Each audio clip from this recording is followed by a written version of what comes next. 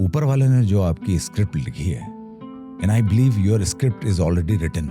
आपको नहीं पता आप कहाँ डेथ होगी आपकी, कब होगी, कैसे होगी, किस हाल में होगी, किस एज में होगी, वो भी छोड़ दी ना। दोनों ही आपके हाथ में नहीं लगता हूँ, ना इंडियन लगता हूँ, ना अफगानी लगता हूँ, ना कुछ लगता हूँ। ये लगता क्या है आप? मैं तो सोच रहा हूँ मुझे अवार्ड मिल गया, 25 लड़कों में हूँ, अवार्ड मिल गया, अब मैं आउट हो जाऊँ। अगर आप मुझसे आज पूछें कि आपकी हेल्प किसने करी, मतलब आप हर चीज़ देख रहे हो कि मैं इंस्टाग्राम पे कैसे लगूंगा, मैं सोशल मीडिया पे कैसे लगूंगा। इंसान को रियलिटी पता होना चाहिए। सही बात। उसको अचीव करना है आपको। आपने अगर अपनी फैमिली छोड़ी है तो वो क्लबिंग के लिए या ड्रग्स के लिए या पार्टीज के लिए अपनी फैमिली छोड़ के तो नहीं जाएगा, या तो फिर वो एक बिगड़ा हुआ बच्चा है बड़े बाप का, वो इसीलिए गया है। किसी कंपनी में मैं जॉब 10,000 का भी नहीं मिलने वाला मुझे। बहुत आसान सी जिंदगी उतारी और जीने का तरीका बहुत आसान है, और एक यंगस्टर को ये सुकून की लाइफ नहीं होनी चाहिए। सही। अब वो मेरा सिलेक्शन हो गया तो अब मेरे समझ में नहीं आ रहा कि यार मैं क्या करूं, कैसे जाऊं। टिकट तो दे रहा हूं, लेकिन जो चीजें मैं करता हूं, जैसे आपने बोला तो बड़ा स्पिरिचुअल आदमी है। अच्छा, मुझे नहीं पता था कि मैं ऐसा हूं, लेकिन ऊपर वाले ने जो मेरी स्क्रिप्ट लिखी थी वो उससे बेहतर थी। जो रियल जिंदगी है वो है गाँव की life. Welcome everyone on Unfiltered with Nived. आज के जो गेस्ट हैं वो हैं शाविर अली जी। बहुत सारी मूवीज आपने देखी होंगी, किसी में विलन बन के आते हैं, किसी में एक्टर बन के आते हैं, मेन कैरेक्टर में आते हैं। बहुत सारी बॉलीवुड की बातें हुई, बहुत सारी टॉलीवुड की बातें हुई। इन सबसे ऊपर एक बात हुई कि जब जिंदगी में बहुत कुछ मिलने लगता है, बहुत कुछ हम पा लेते हैं, उसके बाद हमारा क्या करने का मन करता है, कैसी चीजें, कैसी एक्टिविटी करने में हमें मजा आने लगता है। तो उनकी एक बड़ी खूबसूरत कहानी है कि वो एक 25 एकड़ के फार्म पे रहते हैं, जहाँ पे उन्होंने बहुत सारे डॉग्स को पाला हुआ है, बहुत सारी गाय हैं, बहुत सारी बकरियां हैं, और प्रॉपर खेती करते हैं, प्रॉपर फार्मिंग करते हैं, ट्यूबवेल पे नहाते हैं जाके। बहुत सारी ऐसी चीजें हैं जो आपको विजडम देती है। जब हम पैसे के पीछे भाग रहे हैं, जब हम फेम के पीछे भाग रहे हैं, ये सब जब पा लिया जाता है, फिर भी कुछ लेफ्ट आउट हो जाता है, कुछ बच जाता है हमें पाने के लिए। जब हम अपने पुराने वक्त के पास फिर से वापस जाते हैं तो हमें लगता है कि अपने आप के पास आ रहे हैं। और भी बहुत सारी चीजें हैं जो एस्पायरिंग एक्टर्स हैं उनके लिए बहुत हेल्प हो सकती है। अगर आप बॉम्बे में जा रहे हैं या किसी ऐसी जगह अपने आप को इस दुनिया में लाने की कोशिश कर रहे हैं, तो इससे आपको बहुत हेल्प मिल सकती है। तो जुड़े रहिए ऑन अनफिल्टर्ड विद निवेद।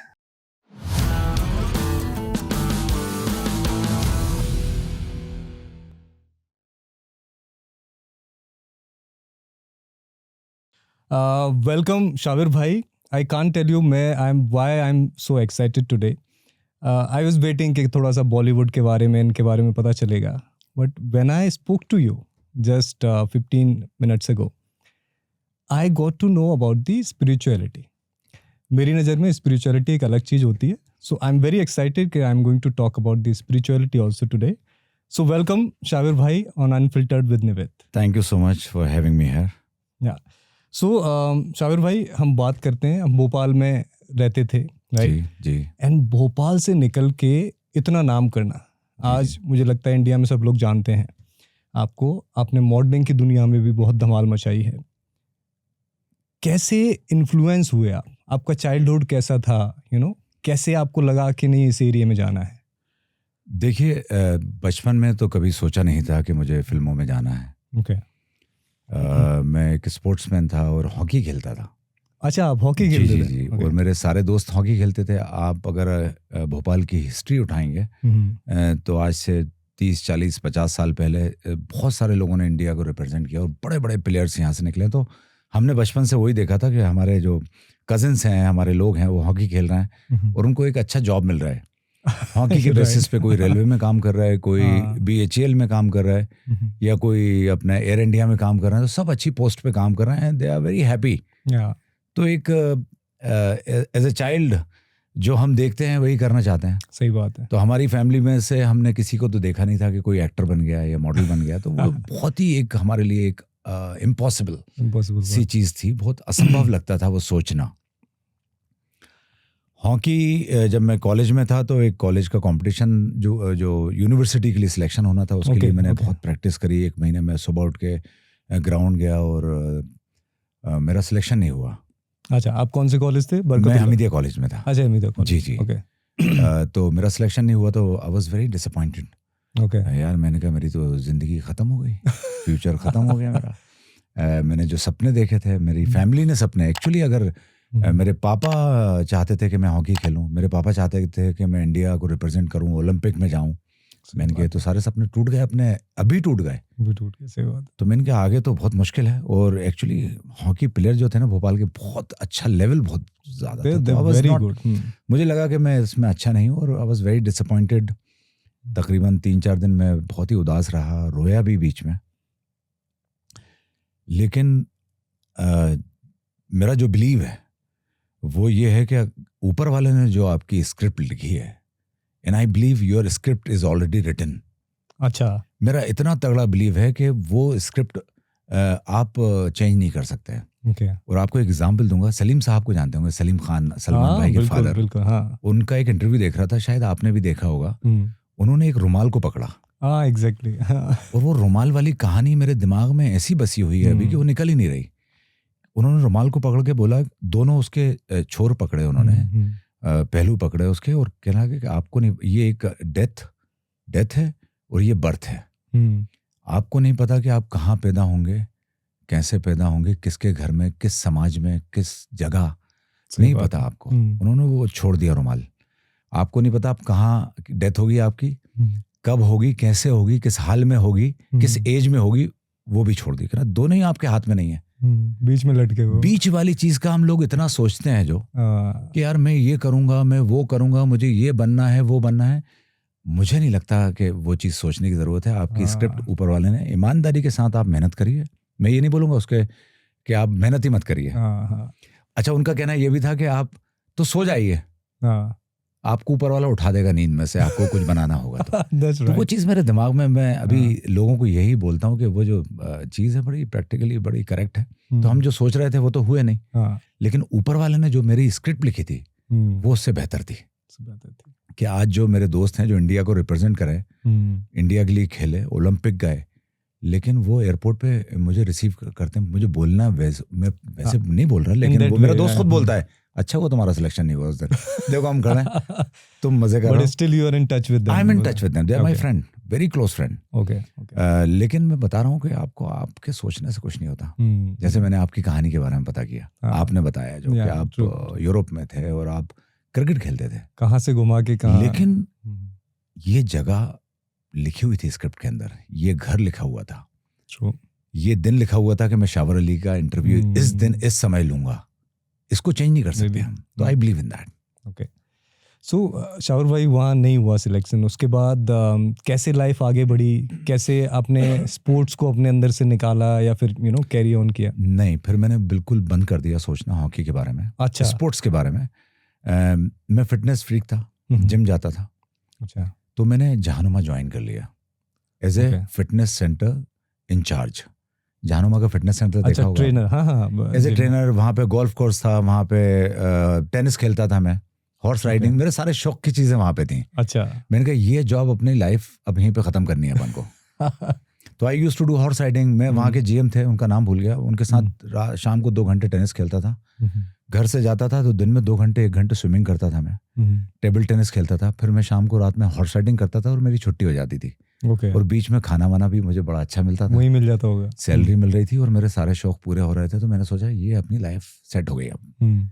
ठीक है, हॉकी में नहीं हुआ, ये नहीं हुआ, लेकिन ठीक है, घर वालों के साथ रहना है, गलत चीज़ें नहीं है, गलत आदतें नहीं है, अच्छी सैलरी है और यहीं पे ठीक है, अच्छा लग रहा है। लेकिन फिर एक मोड़ आया। वो मोड़ था कि न्यूज़पेपर में अब मेरे ताल्लुकात बहुत अच्छे हो गए। अच्छा, क्योंकि जहानुमा में जितने मेंबर्स थे सब भोपाल का क्रीम क्राउड था।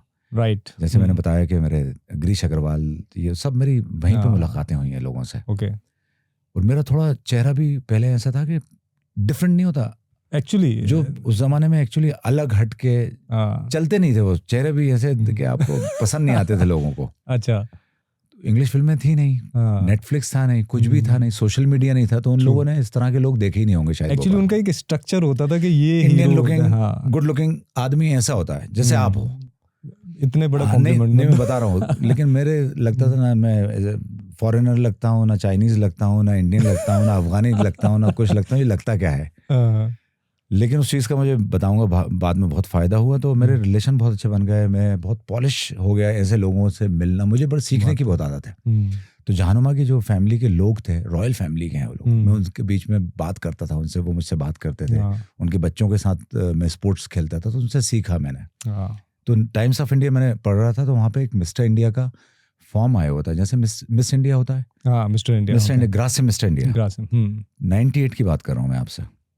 तो वो फॉर्म मैंने भर दिया, और मेरे पास एक स्टूडियो में मैंने एक फ़ोटो खिंचाया था, मेरे घर के नीचे एक स्टूडियो नहीं हो करते थे जो पासपोर्ट की फ़ोटो खींचते थे, तो वहाँ का एक फ़ोटो था, मैं उसमें अटैच करके वो मैंने भेज दिया, मेरा सिलेक्शन हो गया, selection for mister India, RAM के लिए। अच्छा, उसमें मतलब कितने लोग पार्टिसिपेट करेंगे? Mister India is like same like miss India, जैसे ऐश्वर्या राय वगैरह, मिस्टर इंडिया स्टार्ट हुआ था। ठीक है।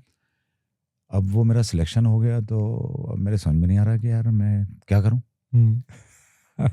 कैसे जाऊं, टिकट तो दे रहा है। और वो हो कहाँ रहा था? कलकत्ता में। कलकत्ता में, ओके।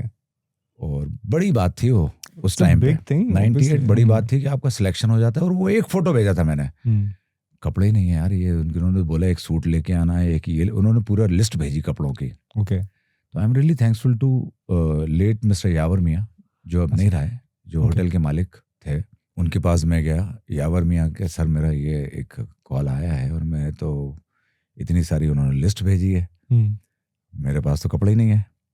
मैं कहा, तो उन्होंने मुझे स्पॉन्सर किया। वाओ।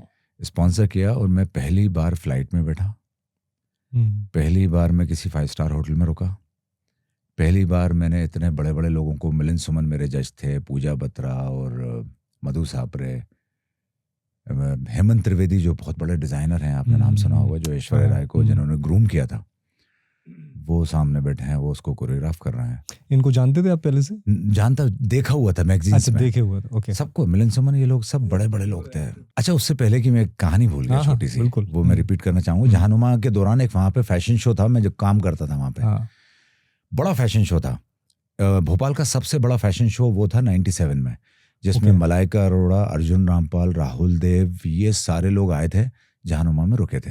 अच्छा। जहानुमा में फैशन शो था, वो लोग फिटनेस सेंटर आने ही था, उनको जिम आए, तो मुझे अर्जुन रामपाल ने देखा, एक बहुत बड़ी मॉडल थी शेफाली तलवार, उन्होंने मुझे देखा, अरे ये लड़का तो इतना गुड लुकिंग लड़का, ये क्या कर रहे हैं यहाँ पे। तो अर्जुन ने बोला कि brother you should try in modelling. तो मेरे कान खड़े हुए थोड़े से, मैंने कहा यार इतना अर्जुन रामपाल बोल रहा है कि शावर कि तुम्हें मॉडलिंग करना चाहिए, you are wasting your life है। तो उन्होंने मुझे वो फैशन शो में डलवाया दूसरे दिन। अच्छा। अर्जुन रामपाल ने और राहुल देव ने और शेफाली तलवार, इन तीनों ने, अपर्णा तानिया जो बहुत बड़ी कोरियोग्राफर है इंडिया की, वन ऑफ द बेस्ट, उन्होंने बोला एक बड़ा गुड लुकिंग लड़का है, रिसेप्शन पे है वहाँ पे, वो फिटनेस सेंटर इंचार्ज है, उसको जाके देखो, बड़ा अच्छा, उसको फैशन शो करवाओ। तो मेरा पहला फैशन शो वहाँ से मेरी शुरुआत हुई थी, एक्सक्यूज मी, वहाँ से शुरुआत हुई। तो वो दिमाग में एक चीज़ घुस गई, इतने बड़े लोग आपकी तारीफ करके चले हैं, तो वो चल रही थी चीज़ के यार, लेकिन इम्पॉसिबल लग रहा था कि मैं नहीं कर सकता। मैं बॉम्बे कैसे जाऊंगा यार। उन लोगों ने कुछ गाइड किया कि तुम यहाँ से ये करना, तुम बॉम्बे आओ। अच्छा, बोला उन्होंने? नंबर भी देके गया अर्जुन रामपाल। अरे वाह। हाँ, नंबर भी देके गया, और मेहर जैसी उनकी वाइफ थी उस टाइम, उन्होंने उनको नंबर दिया, वो एजेंसी चलाती थी, तो वो उनका कहना यही था कि हम वहाँ से आपको कुछ हेल्प नहीं कर सकते, आपको बॉम्बे आके रहना पड़ेगा, और बॉम्बे में ही आपको अपना स्ट्रगल करना पड़ेगा। मतलब वो हेल्प वैसी नहीं थी कि हम आपको ये करेंगे, काम दिलाएंगे, वैसा कुछ नहीं था। लेकिन जो उनके इतना कॉम्प्लीमेंट थे, वो बहुत बड़ी चीज़ हो गई थी मेरे लिए। सही बात है। तो वो चीज़ तो लगी गई थी। फिर मैगजीन्स देखना और स्टार्ट कर दिया, इन लोगों के बारे में देखना, तो वो फॉर्म देखा और मेरा सिलेक्शन हो गया। मैं कलकत्ता पहुंचा, वहाँ पे कुछ जानकारी अपन को कुछ पता था ही नहीं कि कैसे क्या होता है, क्या नहीं होता। और एक हिंदी मीडियम स्कूल से था मैं, तो वहाँ पे सब इंग्लिश स्पीकिंग लोग थे। ओके। तो मैं बड़ा घबराया हुआ सा, एक तो पहली बार फ्लाइट, तो मेरे एक दोस्त थे राजीव सिंह, जो मिस्टर इंडिया बना था 2 साल बाद। अच्छा। और बड़ा अच्छा दोस्त है अभी भी मेरा, तो हम दोनों ही बैठे थे, तो वो मेरी शक्ल देख रहा था और मैं उसकी शक्ल की, यार ये बेल्ट कैसे बांधना है। अच्छा, वो भी पहली बार। वो कहाँ से? वो जयपुर से आया था। अच्छा, वही दोस्त बने? वहाँ फ्लाइट में साइड में बैठा था मेरे। ओके। तो मैंने कहा ये पहले बैठा होगा तो इसको देख लेते हैं, ये बेल्ट का करना क्या है, कुछ समझ ही नहीं आ रहा। तो उसको, वो भी मुझे देख रहा है। फिर बाद में बहुत अच्छे दोस्त बन गए। तो मैं किस्सा सुनाया मैंने हम्म। आपको। तो 5 स्टार होटल में रुके, इन लोगों से मिले, ये हुआ, शो स्टार्ट हुआ। शो स्टार्ट में मुझे बेस्ट फिजिक का अवार्ड मिल गया। अच्छा। और बेस्ट फिजिक का अवार्ड मिला तो मतलब मेरा एक्चुअली टारगेट वही था कि मुझे एक अवार्ड मिल एक जाए, अवार्ड मिल जाए, बड़ी बात। फिजिक का मिल जाए तो वो तो नथिंग लाइक इट। अच्छा, वो ड्रीम था मेरा ओह, उस शो के अंदर। तो उससे पहले 3-4 साल और हो चुका था, तो पूरा स्टडी करके गया था। फिर आ गया, अब मैं तो सोच रहा हूँ मुझे अवार्ड मिल गया, 25 लड़कों में हूँ, अवार्ड मिल गया, अब मैं आउट हो जाऊं। अच्छा। आउट इसलिए हो जाऊं कि जो नेक्स्ट राउंड जो है वो साला इंग्लिश में क्वेश्चन पूछ रहा है। तो मैं चाह नहीं रहा था कि मेरा अवार्ड मिल गया। 25,000 रुपये उस टाइम बड़ा अमाउंट हुआ करता था, बहुत बड़ा अमाउंट। 98 में 25,000 रुपये का चेक मिला मुझे, और एक बड़ी प्यारी सी ट्रॉफी जो अभी भी मेरे पास रखी वो मिली। फिर मैं दुआ कर रहा हूँ ऊपर वाले से, अब मैं नेक्स्ट राउंड में जाना नहीं चाहता। मैं नेक्स्ट राउंड में पहुंचा, उसके बाद मैं टॉप 6 में भी पहुंचा। ओके। वैसे ही चला गया, हर कुछ भी करता हुआ, लेकिन पता नहीं वो डेस्टिनी थी। तो ये रैम वॉक वगैरह, वॉक होती है, क्वेश्चन आंसर राउंड होते हैं, आपने देखा हाँ, होगा वो जैसे देखें, मिस बट इंडिया उसकी होता कोई है। ट्रेनिंग वगैरह ली थी ट्रेनिंग आपने? एक हम 8-10 दिन पहले गए थे, ओके। तो उस टाइम पे ट्रेनिंग चल रही थी। अच्छा, वो day बता रहे थे, training। चीज़ें बता रहे थे, और आपका किस तरह के क्वेश्चन होंगे, किस तरह के आंसर लेंगे। फिर भी वो स्टेज पे जाके घबराहट जो हुई थी, वो पहले ही बार स्टेज पे चढ़े हो, और आप एक छोटे से शहर के हो, और आपके सामने वो लोग बैठे हैं जिनको आपने फिल्मों में देखा है। पूजा बत्रा की पिक्चर रिलीज हुई थी, उससे पहले वो अनिल कपूर के साथ जो पिक्चर आई थी आपने देखा होगा, तो वो सामने बैठी हुई, तो वैसे ही आदमी घबरा जाता है। लेकिन जितने भी जजेस थे वो मुझे बाद में मिले, हर जज ने ये कहा कि तुम बॉम्बे आओ। अच्छा। 98 में मैं वापस आ गया। 98 में वापस आया तो फिर हिम्मत नहीं हो रही बॉम्बे जाने की। अच्छा। बॉम्बे जाने की हिम्मत नहीं हो रही, लेकिन मैं 2000 में बॉम्बे शिफ्ट हो गया। विदाउट एनी मतलब मुझे नहीं पता था कि मैं किसके घर रुकूंगा। मुझे एक होटल में एक मेरा दोस्त बन गया था जो टाटा टी में काम करता था, वो बैंड्रा में रहता था। उसने बोला मेरे घर 10-12 दिन I can give you stay. तो 10-12 दिन, उसके बाद मेरे पास 25,000 रुपये जो मेरे थे वो वहाँ से मिल गए थे, होटल से मिल के। टोटल मैं 50,000 रुपये लेके यहाँ से बॉम्बे के लिए निकल गया। फिर धीरे धीरे करके, लेकिन आप कहें कि स्ट्रगल बॉम्बे में, तो स्ट्रगल मैंने इतना नहीं किया। अच्छा। लेकिन जो बॉम्बे में 3 महीने थे वो बहुत डिफिकल्ट टाइम था। बॉम्बे को समझना और वो घर वालों की यादों को भुलाना। घर को आप बहुत मिस कर रहे थे, और आप अकेले हो, बारिशें हो रही हैं बॉम्बे में, आपका कोई दोस्त नहीं है, आपको पता नहीं कि कहाँ जाओ मिलने, किससे। सही बात। कोई कनेक्शन ही नहीं है। धीरे धीरे करके खुद अपनी मेहनत से, अगर आप मुझसे आज पूछें कि आपकी हेल्प किसने करी, तो मेरी हेल्प मैंने ही करी है। मैंने खुद की हेल्प करी है, एंड मैं खुद को ही वो क्रेडिट देना चाहता हूँ। किसी को क्रेडिट नहीं दे सकता, क्योंकि मैंने बहुत मेहनत करी है और अपने खुद कनेक्शन बनाया और खुद ही काम ढूंढा है मैंने। ब्यूटीफुल। सो शाबिर भाई वहाँ पहुँच गए, फिर पहला ब्रेक कब मिला? लगा कि I can work with this company और एनी? 2 महीने तक तो मेरे पास कोई काम नहीं था, और मेरे पास तकरीबन 3 महीने के पैसे थे। हाँ, आप वो दे रहे थे ऑडिशन उस टाइम पे? ऑडिशन लोगों से मिलना स्टार्ट कर दिया था मैंने, खुद ही पता करके कि कहाँ पे क्या होता है। फेमस स्टूडियो था पहले तो एक, तो बैग लटका के वहीं चले गए सीधे। वहाँ पे किसी ने बोल दिया नहीं कुछ नहीं है, जाइए निकलिए। किसी ने बोल दिया आ जाइए, दे दीजिए। ऑडिशन चल रहे थे, मिलना जुलना चल रहा था, और जो अपने जजेस थे वो सब फैशन वाले थे ज़्यादातर। अच्छा। तो वहाँ मेरे थोड़े से कनेक्शन जो हो गए थे, उनको फ़ोन करके कि मैं बॉम्बे आ गया। फिर जैसे अर्जुन रामपाल को भी मैंने फ़ोन किया था, उन्होंने भी मेहर जैसी जो एजेंसी चलाती थी वहाँ पे उनसे मुलाकात हुई मेरी। उसके बाद मेरा एक पहला मुझे फैशन शो मिला, किंगफिशर। ओके। जो हमारे बेंगलोर में फैशन शो था, मेरा और जॉन इब्राहिम का दोनों का पहला शो था। अच्छा। उसमें भी हम दोनों घबराए हुए थे, रूममेट भी हम थे साथ में। अच्छा। और काफ़ी टाइम तक हम दोनों, जब भी फैशन शो, जब तक मॉडलिंग जॉन ने की और हम लोग बाहर जाते थे, पहले क्या होता, रूम शेयर करना पड़ता था। तो मैं और जॉन ही रूम शेयर करते थे। जॉन और इब्राहिम ऑल्सो ना वेरी इंट्रोवर्ट ना? बिल्कुल आपको मज़ा आएगा। और मेरे भोपाल में घर भी आ चुके हैं वो। ओके। और बड़ा ही अच्छा लड़का है, आज भी मिलता है, बहुत प्यार से, बहुत मोहब्बत से मिलता है। तो ये सारी चीज़ें थी। उसके बाद वो किंगफिशर के बाद there is no looking back. Wow. क्योंकि वहाँ पे पूरी दुनिया थी इंडस्ट्री की। रोहित बाल से लेके सारे डिज़ाइनर थे, और वहाँ पे तो सब। फिर मुझे पहला फैशन वीक इंडिया का 2002 में दिल्ली में हुआ था, I was part of it. फिर बॉम्बे में पहली बार फैशन वीक हुआ था 2003 में, उसमें मैं था। उसके बाद मुझे 2004 में best model of the year Kingfisher का अवार्ड मिला। अच्छा, best most stylish model on the ramp, okay जो कि फराह खान ने दिया था मुझे, MTV ओके, वो मिला। वो सारे अवार्ड मिल गए फिर तो 4-5 साल में मुझे। वाह, फिर मैं सुपर मॉडल बन गया था एक्चुअली, और मेरी लाइफ फिर एक चेंज आया 2005-6 में। मैं कैल्विन क्लाइन के लिए लंदन में 6 महीने काम करके आया। उसके बाद सारे न्यूज़पेपर ने मेरे लिए इतना छापा, मुझे बॉम्बे टाइम्स ने और सारे मीडिया ने। फिर तो Calvin Klein is a big हाँ, थिंग। तो मैं 6 महीने उनके लिए इन हाउस मॉडल था। अच्छा, जो कि इंडिया का पहला मॉडल होगा। वाह, अभी तक उससे पहले किसी ने इतना काम नहीं किया था बाहर। नाउ दे हैव डन, अब तो किया होगा। अभी लोगों ने बहुत काम किए हैं, बहुत तो सारे काफी लोगों कर ने। लिया। Okay, so that was the fashion industry for you. Bollywood में एंट्री कैसे हुई? बॉलीवुड में भी फैशन से एंट्री हुई, उसकी भी एक किस्सा है, आपको सुनाता हूँ। मैं मनीष मल्होत्रा का एक शो कर रहा था, फैशन शो, और राजीव राय का नाम सुना होगा, जो डायरेक्टर है, त्रिदेव बनाई है, गुप्त, बड़ी पिक्चरें बनाई हैं उन्होंने। तो उनको एक हीरोइन चाहिए थी, नए न्यू कमर, ओके, फ्रेश फेस। तो वो मनीष ने उनको बोला कि आप आ जाइए, और एक मेरा दोस्त है विपुल भगत, जो कि मेकअप आर्टिस्ट है, वो राजीव का दोस्त है, तो आ जाओ उधर फैशन शो देखो, बहुत खूबसूरत लड़की हैं और आप उसमें से देख सकते हैं। तो वो फैशन शो में उनको कोई लड़की पसंद नहीं आई। मुझे दूसरे दिन कॉल आया कि शावर can you come to my office. Okay, मैंने कहा फॉर व्हाट? कह रहे there is a movie I am making and I want to talk to you. मैं उनके ऑफिस गया और मैंने कहा मुझे एक्टिंग तो आती नहीं है। कहता है आपको हिंदी बोलना आती है? मैंने कहा बहुत अच्छी आती है। तो एक्टिंग हम सिखा देंगे।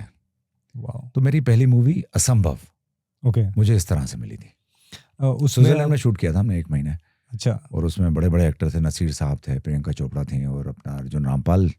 Again my first movie with Arjun Rampal. अच्छा, first fashion show was with Arjun Rampal. वाह। तो वहाँ से मैंने बहुत सीखा। वो मेरी पहली मूवी इस तरह से मिली मुझे। पहली मूवी जब ऑब्वियसली उस टाइम एक लेवल पे आप आ गए थे, लेकिन ये नया एरिया था जो बॉलीवुड था, फिल्मों वाला। हाँ, थोड़ा सा डर लग रहा था कि बहुत घबराया हुआ था मैं। अच्छा, लेकिन जब डायरेक्टर आपका अच्छा दोस्त बन जाए, और जब आपको सामने से फोन करके कोई काम दिया जाए और आप उसको बोल रहे हो कि मुझे एक्टिंग नहीं आती, क्लियर कर दिया, क्लियर, सारी चीजें क्लियर थी, तो उसने मुझे बहुत हेल्प करी। नसीर साहब को देखा फिर मैंने, सारे लोग इतने बड़े बड़े, टॉम एल्टर, बहुत बड़े बड़े एक्टर थे उसके अंदर, मुकेश ऋषि, और ये सारे बड़े एक्टर थे। तो सबको देखा कि एक्टिंग क्या होती। तो वो एक्चुअली मेरे लिए वो स्कूल था सीखने के लिए। तो बहुत सीखा उस फिल्म से मैंने। सो बॉलीवुड में अभी ये चल रहा है कि मूवीज नहीं चल रही हैं, या फिर कोई ऐसा एक दौर चल रहा है बॉलीवुड का जो लग रहा है कि डाउन जा रहा है आफ्टर कोविड। ऐसा क्या हुआ है? ये अपना OTT। जी बिल्कुल। जैसे आप अगर मुझसे पर्सनली पूछेंगे तो मैं नेटफ्लिक्स देखता हूँ। अच्छा, मेरी जो सीरीज हैं वो भी देखी है मैंने, Viking, Peaky Blinder, Game of Thrones. अब तो वो सीरीज जब आप देखते हो तो आपका देखने का, पिक्चरों का नजरिया बदल जाता है। और जो बोरिंग चीज लगती है आपको, आपके हाथ में रिमोट है, आप फौरन चेंज कर देते हो। ट्रू, अब तो पेशेंस नहीं है किसी। अभी थिएटर में बैठ गया तो फिक्स हो गया, आपको गाना पसंद नहीं आ रहा बैठे हुए। लेकिन वही है, कई पिक्चरें जो अच्छी लोग बना रहे हैं वो चल रही हैं। और अभी एक्टर बड़ा होना नहीं, अच्छी स्क्रिप्ट। और जैसे आप स्त्री, कितना अच्छा बिजनेस किया उसने, चली पिक्चर एक्चुअली। तो अच्छी पिक्चरें बनाना पड़ेगा। अभी पब्लिक बहुत स्मार्ट हो गई है, वो उनको बेवकूफ़ नहीं बना सकते। ऑडियंस बहुत स्मार्ट हो गए। ट्रू, आप देखेंगे साउथ की पिक्चरें बहुत चल रही हैं। हाँ, that's what my next question. हाँ, तो क्या मतलब आपको क्यों लग रहा है क्यों चल रही हैं? देखिए, वो पिक्चरें बना रहे हैं, उनको ऑडियंस के पल्स पता है कि उनको क्या पसंद है। एक्शन आप उनका देखेंगे तो धुआंधार, एकदम धुआंधार। एक ऑडियंस आज भी नहीं चाहती कि उनका हीरो पिटे। हीरोइज्म पहले हुआ करता था, वो वापस आ गया। सही बात। KGF देखिए आप, कितने सीन है जो कि एक आप उसको पिक्चर के हिसाब से देखिए। RRR मतलब, और मुझे रियलिटी से कंपेयर मत करिए यार, ऐसा कहाँ कैसे हो सकता है यार, ऐसा क्यों हो रहा है यार, वो मत देखो, एंजॉय करो। सही बात है। तो वो बहुत पैशनेट है, इसीलिए आप देख रहा हूँ साउथ की पिक्चरें बहुत चल रही हैं। और अब तो बॉलीवुड वाले भी उनकी कॉपी कर रहे हैं। तो सब कॉपी कर रहे हैं, और वो लोग हमसे एक्चुअली आगे निकल गए। एक्चुअली वो क्वालिटी भी दे रहे हैं, जैसे RR हो गया, RRR, और ये बहुत सारी पिक्चर हैं, KGF है, RR है, RRR बाहुबली। है, बाहुबली है, बाहुबली 2 है, पुष्पा है, अभी आप पुष्पा 2 आ रही है, आप हाँ। देखिएगा। क्या धूम मचाई थी पुष्पा ने। नहीं, पुष्पा 2 सारे रिकॉर्ड तोड़ देगी आप, मार्क अच्छा। My word. ओके। बहुत जबरदस्त उसका माहौल है और पिक्चर भी बहुत अच्छी होगी।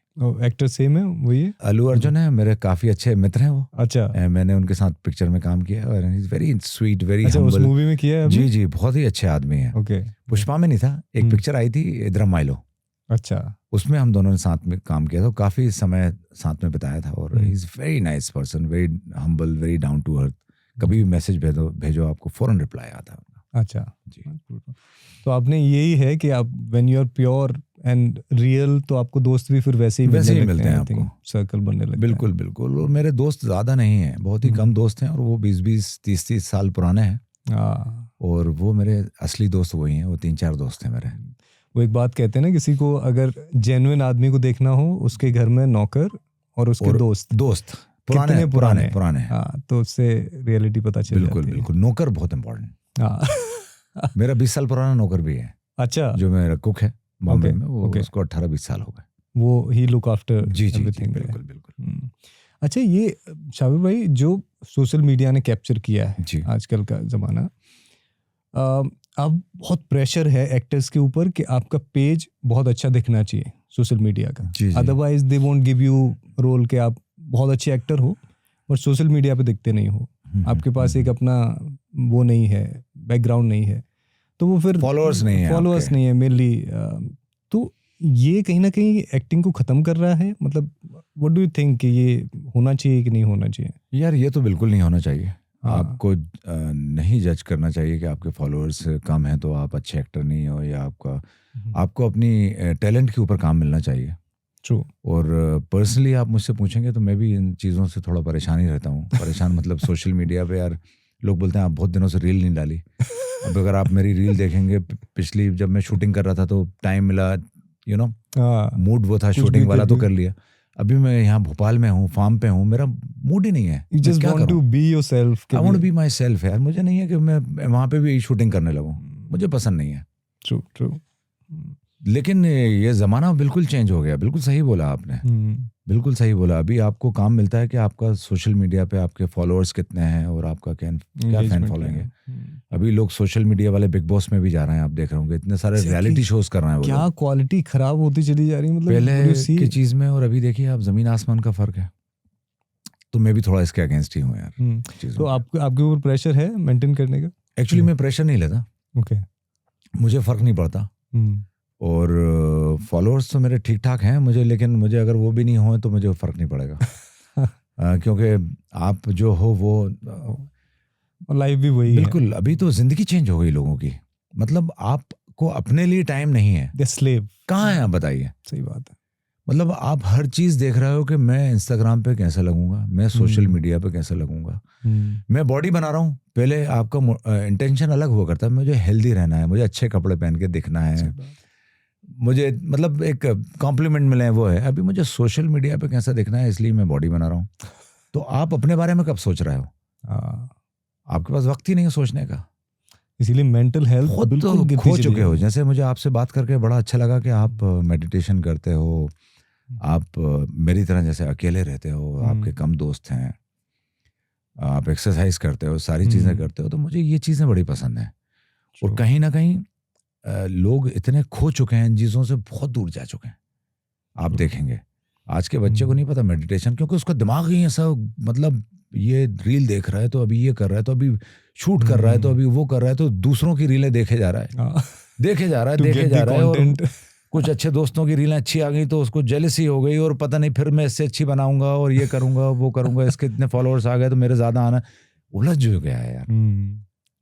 Actually you are right. मेरे पास ना, मैं so I am the life coach also, बहुत सारे ऐसे केसेस आते हैं कि खुशी नहीं मिल रही है, अचीविंग एवरीथिंग, कहाँ से खुशी नहीं है। या so I want to tell the audience कि मेरा क्रक्स यही है कि मुझे ना ये जानना है कि एक बहुत ग्लैमरस लाइफ है बॉम्बे की, उसमें लोग जाना चाहते हैं, उसको जीना चाहते हैं, राइट? उनको लगता है बहुत ही बिरला होते हैं जो अंदर से रियलिटी को पाना चाहते हैं कि नहीं मुझे तो अपने साथ खुश रहना है, पैसा जितना कमाना है कमा लेंगे, खेतों में रहना या फिर ये ट्यूबवेल पे जाके पानी में नहा लेना, कच्ची सब्जियां खा लेना, खेत पे खटिया पे पड़े हैं, सोचते सब हैं अंदर लेकिन बहुत 1% कर पाते हैं। And you are doing it in Bhopal. उसको आप शेयर करो, ये कैसे आना हुआ, क्या लगा? देखिए बॉम्बे, भोपाल तो मेरी फैमिली है okay. And Bombay is my work place. और जैसा कि बॉम्बे के बारे में आप भी जानते होंगे, definitely you must have been to Bombay, आप गए होंगे। बहुत बिजी लाइफ है, दौड़ रहे हैं सब, और बहुत लाइफ है कि जैसे मैं सेलिब्रिटी हूँ, मतलब अपने आप को मानना तो नहीं चाहता, लेकिन नहीं मान लो, लोग मुझे पहचानते हैं। अगर मैं कुछ भी नीचे जाता हूँ बिल्डिंग के, या मुझे मार्केट जाना है, या मुझे कुछ सब्जियां खरीदनी है, खुद जाके शॉपिंग करनी है, मुझे मेडिकल स्टोर जाना है, तो घर में एक बार मिरर के सामने क्या कपड़े पहना हूँ, मुझे चप्पलें मेरी गंदी तो नहीं है, जूते मेरे खराब तो नहीं है, मेरे बाल तो खराब नहीं लग रहा है, मैं कैसा दिख रहा हूँ, वो आप उसको हमेशा सोच रहे हैं आप तो। और अगर ऐसा नहीं सोचेंगे तो लोग आपको जज करेंगे कि यार शावर अली की तो हालत ठीक नहीं लग रहा है, अजीब से बाल लग रहे थे, कुछ परेशान हालात में है, और कोई भी रील डाल सकता है, और कोई भी रील डाल दिया फोटो, नहीं वो पब्लिक ही सोचेगी कि यार कुछ गड़बड़ लग रहा है, तो यार इनके तो कैसे घूम रहा है। लेकिन वही चीज मैं गांव में जाके करता हूँ तो मुझे कोई जज नहीं करता। मैं शॉर्ट्स पहन के, कुछ भी पहन के घूमता हूँ, I can be my self. मुझे वहाँ गांव वाले देखते हैं, खुश होते हैं, कुछ भी पहने, वो नहीं बोलते भैया क्या कपड़े पहने आप, वो कहते भैया बड़ा अच्छा लग रहा है आप। उनके साथ रहना, उनसे बात करना, तो एक जो रियलिटी है लाइफ की, जो रियल जिंदगी है, वो है गांव की लाइफ। आई कैन टोटली वहाँ पे मैं बता रहा हूँ आपको कि अभी एक हमारे महाराज जिनकी डेथ हुई है, 110 साल में उनकी डेथ हुई है। अच्छा, 110 साल तक उनको बच्चों की हेल्प लेके बाथरूम नहीं गए, वो वॉक करते हुए गए। वो महाराज हमारे गांव में मेरे फार्म पे आते थे रोज सुबह नहाने, वॉक करके आते थे। तो जब भी मेरी मुलाकात होती थी मैं बोलता महाराज वो आसन करके बताओ जरा, आप सर के बल खड़े हो जाते हो। महाराज सर के बल खड़े होते थे 110 साल में। 110 साल में, वाओ, 110 साल में। और वो पाँव ऊपर जितनी देर बोलो उतने देर उनके हेड स्टैंड करते थे, वो साइकिल चलाते थे फिर वैसे क्या हेड स्टैंड करके। तो वो देखिए ना आप, अभी जैसे कि 100 साल के लोग, 95, 100 बहुत सारे हैं मेरे गांव में। शहर में कहाँ पे हैं? अगर शहर में हैं भी 80 के बाद उन्होंने बिस्तर पकड़ लिया। एक्चुअली मतलब वो दे आर ओल्ड, वो ओल्ड हो गए। हाँ, मन से ओल्ड हो गए। गांव में आपको खेतों पे घूमते हुए मिलेगा 100 साल का आदमी, मूंछों पे ताव देता हुआ, और अपने खेत पे काम कर रहा है, वो किसी के अंडर में काम नहीं कर रहा है, वो राजा है अपना। ये बिल्कुल सही बात कही, किसी चीज का दबाव नहीं है, जमींदार की खुद काम करता है, खुद खेती करता है और खुद खाता है, वो किसी का मोहताज नहीं है, वो सेविंग में नहीं लगा, वो राजा की तरह बात करता है, वो किसी से दब के बात नहीं करता। ट्रू, क्योंकि वो किसी की चमचागिरी नहीं कर रहा, किसी की लल्लो पच्चो नहीं कर रहा, वो अपने आप में राजा है, वो 10 एकड़ जमीन का मालिक है, ही इज द किंग। सही बात है। वो बात भी वैसे ही करते हैं। तो उनके साथ रह के समझ में आता है कि यार लाइफ क्या है। और वहाँ पे आपके खर्चे नहीं हैं, बॉम्बे में इतने खर्चे हैं। बॉम्बे में आपने अगर किसी को, जैसे बच्चा कोई आपके लिए काम करने आया, उसको 100 रुपए दे दिया तो इतना खुश होकर जाएगा कि उसने भैया ने हमारे लिए क्या कर दिया, गाँव में, गाँव के अंदर। और वो आपको 2 बार और पूछने आएगा शाम तक, भैया कुछ काम तो नहीं है। शहर में मैं बॉम्बे में 50-100 रुपए किसी मांगने वाले को देता हूँ, वो कभी कभी तो मुंह बना के इतना बड़ा एक्टर है, इतने पैसे कम दे रहा है। मैं सोचता हूँ कि ये देखो आप, एक्चुअली कीमत, मेरे लिए कुछ काम भी नहीं करा, मैं उसको 100 रुपए दे रहा हूँ तो मुझे बातें सुना के जा रहा है। वो मेरे लिए काम करके गया एक बच्चा कुछ, और मैं उसने 100 रुपीज दिए, उसको वैल्यू पता है पैसे का। तो ये डिफरेंस बहुत है। और यही चीजें मुझे एक्चुअली पर्सनली पूछे तो ग्राउंडेड रखती हैं। मैंने विजय माल्या साहब के साथ काम किया है और उनके साथ पार्टियां की हैं, मतलब ग्लैमरस। मैंने अंबानी जी की फैमिली के साथ पार्टियां की हैं पहले, जब मैं मॉडलिंग करता था, शोज होते थे, आफ्टर पार्टीज होती थी, तो वो भी देखा है मैंने। I have seen the life, पूरी टॉप क्लास वाली जो लाइफ होती है इंसान की, जो ड्रीम करता है कि मैं इन लोगों के साथ उठूं बैठूं, बात करूं। मैं उनके साथ उठा बैठा हूं, मैं सलमान भाई के साथ उठा बैठा हूं, मैंने सलमान भाई के साथ काम किया है, मैंने शाहरुख खान के साथ काम किया है, मैंने अमिताभ बच्चन के साथ काम किया है, मैंने अजय देवगन के साथ काम किया है।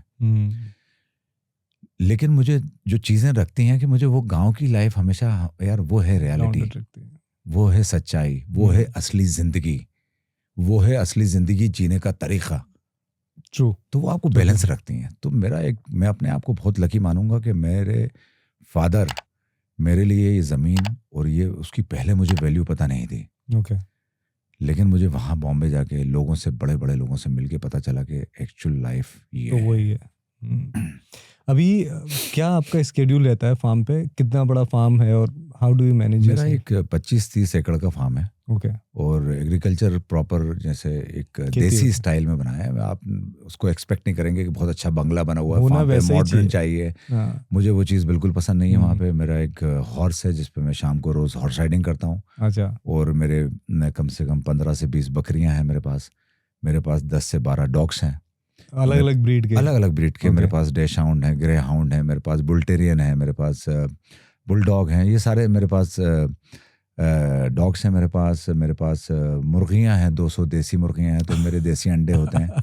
और मैं फार्म पे, मेरी सारी चीज़ें ऑर्गेनिक हैं। ओके। कोई भी चीज़ में आपको किसी भी चीज़ में केमिकल नज़र नहीं आएगा। ओके। तो वो एक लाइफ होती है मेरे थोड़ा रनिंग भी कर लेता हूँ, कुछ एक्सरसाइज भी आउटडोर कर लेता हूँ वहाँ पे। ओके। और मैं अभी बारिश होती है तो वो कुआं है मेरा, वैली है, उसमें नहा भी लेता हूँ, मैं स्विमिंग भी कर लेता हूँ, सारी चीज़ें कर लेता हूँ। जो लिविंग योर लाइफ, मज़ा आता है वहाँ पे। ब्यूटीफुल। और देखा जाए, मतलब जितना मैंने बॉम्बे को देखा है, बॉलीवुड को देखा है, मुझे घुटन होती थी। मतलब मैं हो सकता है डिफरेंट कैरेक्टर हूँ, बिल्कुल बिल्कुल, फेकनेस से। जी जी, कि आप किसी व्यक्ति से बात कर रहे हो, वो कहीं कुछ और सोच रहा है, ऐसा फेस पे दिख जाता है उस लगता व्यक्ति है, की, यू कैन फील दैट। हाँ, हर उसका जगह ध्यान ही नहीं है आपकी तरफ। एग्जैक्टली। सो हर जगह एक फेकनेस दिखती है, तो आप you just want to go away from that fakeness. तो मुझे लगता है शायद आपके जिंदगी में ये सब चीजें हुई हैं। देखिए, दैट्स माय वर्क प्लेस, मेरे काम की जगह है, और मुझे एक्चुअली पता है कौन कैसा है। ओके। तो आपको कई बार लोगों से मिलना पड़ता है, बात करनी पड़ती है अपने काम के लिए भी। And I am used to it.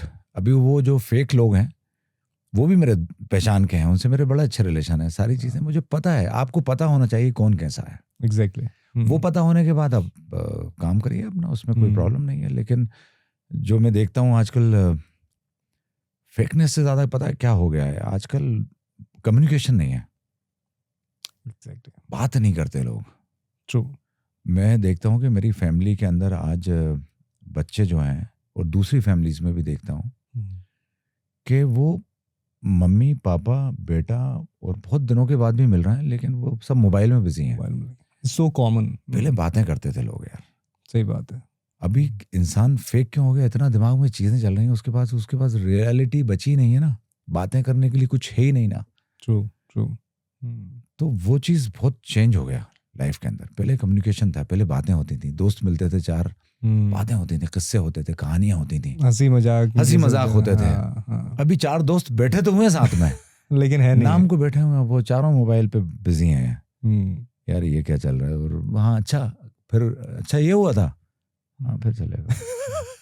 अजीब लाइफ, पहले की तरह लाइफ नहीं है। Fake life. जी जी। और फिर तब ये लगता है कि सब कुछ तो अर्न कर रहे हैं बट खुश नहीं है, क्योंकि रूट ही गलत है। खुशी चली गई लोगों की जिंदगी से। और आप आगे जाके देखिएगा कि ये विपासना, मेंटल हेल्थ क्लिनिक, ये सारे हॉस्पिटल, आंखों के हॉस्पिटल, आई डॉक्टर, ये बहुत डिमांड में आने वाले हैं। वर्ल्ड नंबर 1 होंगे ये लोग। मतलब आंखें खराब हो चुकी हैं लोगों की भाई, मोबाइल इतने पास से आप देख रहे हो तो कुछ बच्चों के आंखें खराब हो गई, बच्चों के चश्मे लगे हैं। ट्रू। और आप इतना मोबाइल के अंदर, इतना सोशल मीडिया में आप घुस गए हो कि आपको जाना ही पड़ेगा। सही बात है, एग्री विद यू। कोई चॉइस है नहीं आपके पास, बड़ा ज़माना चेंज हो गया पहले से। सो शाविर भाई, एक उस पे क्लोज टॉक पे आते हैं। पीपल इग्नोर के इस पे बात नहीं करनी है। जो फैशन वर्ल्ड है उसमें बहुत ज़्यादा गे वर्ल्ड भी बढ़ता चला जा रहा है, टू मच। जैसे कई लोग कोई जाना चाहते हैं तो उन्हें ये डर रहता है अंदर, और जो लोग गए भी हैं वो भी बताते हैं कि it's not a safe thing. Male के लिए और फीमेल के लिए आपको क्या लगता है, what is the thing? There, और उसको कैसे उससे निकला जा सकता है, कैसे बचा जा सकता है? आप सेफ चलना चाहते हो अगर तो। देखिए, बचा जा सकता है, ओके, इन ये सब आपके ऊपर है, how desperate you are. Exactly. मैं उनकी गलती नहीं मानता। कोई गे डिजाइनर है और वो आपको अप्रोच कर रहा है तो वो है गे, सही बात है। और वो अप्रोच कर रहा है। If you like any girl you will, अगर आप किसी लड़की को पसंद करते हो तो आपको अप्रोच करना चाहिए, एटलीस्ट उसको ये तो बोलना चाहिए कि I like you. I like you, सही बात है। उसमें बुराई दिखती है आपको? बिल्कुल भी नहीं। अब वो लड़की के ऊपर डिपेंड करता है कि वो आपको पसंद करती है नहीं करती, और किस वजह से करती है, पैसे भी हो अगर सकते उसका इंटेंशन गलत है हैं। Then absolutely she is wrong. कि यार मुझे लड़का तो पसंद नहीं है, लेकिन यार ये लड़के से मुझे फायदे हो सकते हैं, ये मेरा इंटरव्यू लेगा, वो वायरल होगा, वो ये होगा, ये मुझे 10 लोगों से मिलवा देगा, ये इन लोगों को जानता है। True true.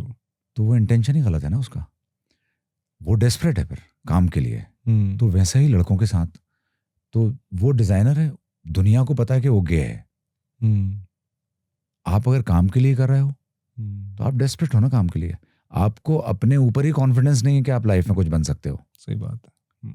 अगर आपको, जैसे मुझे कॉन्फिडेंस था कि मैं इतने सारे कॉम्प्लीमेंट मिल गए, मेरी शक्ल भी मुझे अच्छी लगने लगी, यार मैं तो अच्छा दिखता हूँ, मैं मॉडलिंग के लिए फिट हूँ और मैं सुपर मॉडल बनूंगा, मुझे कोई नहीं रोक सकता। कॉन्फिडेंस आ गया मिस्टर इंडिया के बाद, और मैं बन गया क्योंकि मुझे अपने आप के ऊपर कॉन्फिडेंस था।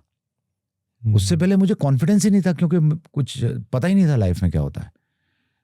तो ऐसा, तो आपने जो आपका सवाल है, ऐसी कई सिचुएशंस में मैं भी आया। ओके। लेकिन मैंने उनको 2 ही चॉइस दी कि ये मैं हूं नहीं और ये मैं कर नहीं सकता, लेकिन मैं मॉडल बहुत अच्छा हूं, आपको भी पता है, मुझे भी पता है। तो कोई एक अच्छा बड़ा डिजाइनर अपना शो खराब करना नहीं चाहता। That's true. तो आप कभी कभी शोज में देखते होंगे कि यार ये तो फिट ही नहीं होता यार लड़का, ये कैसे मॉडल बन गया। तो वो मॉडल में से बनते हैं। आप समझ रहे हैं बात? तो इसमें अब आपको अपने आप के ऊपर कॉन्फिडेंस नहीं है, आपको वो रास्ता अपनाना है, तो अब वो उनकी चॉइस है। शॉर्टकट जो लेना है वो जबरदस्ती आपके साथ कोई नहीं करता। ओके। आज के ज़माने में ज़बरदस्ती आपके साथ कोई नहीं करता। वैसा ही जैसे मैंने आपको एग्जांपल दिया था, if you like any girl, आप उसको अप्रोच करेंगे, उसको इतना तो कन्वे करना चाहेंगे कि भैया मैं तुझे पसंद करता हूँ। वो लोग भी यही करते हैं। Choice is yours. अगर वो लड़की आपको लगता है कि पोटेंशियल है और आपको उसका कुछ भी नहीं हो रहा, यू लाइक हर, मगर फिर भी आप काम दोगे, अच्छे इंसान हो तो। अगर आपको अपना काम अच्छा कराना है, अगर आपको अपना इंटरव्यू अच्छा कराना है और आपको लगता है कि उसमें पोटेंशियल है, तो आप उसके साथ बगैर कुछ करे भी उसको कुर्सी पे बिठा के उसका इंटरव्यू लेना चाहोगे। सही बात है। तो सेम चीज है। मुझे जो लगता है कि डेस्परेट लोग हैं जो इस तरह की लाइन की बातें करते हैं, इस तरह का रूट अपनाते हैं। ट्रू। कहीं ना कहीं उन्हें कॉन्फिडेंस नहीं है आगे बढ़ना है किसी भी हालत में।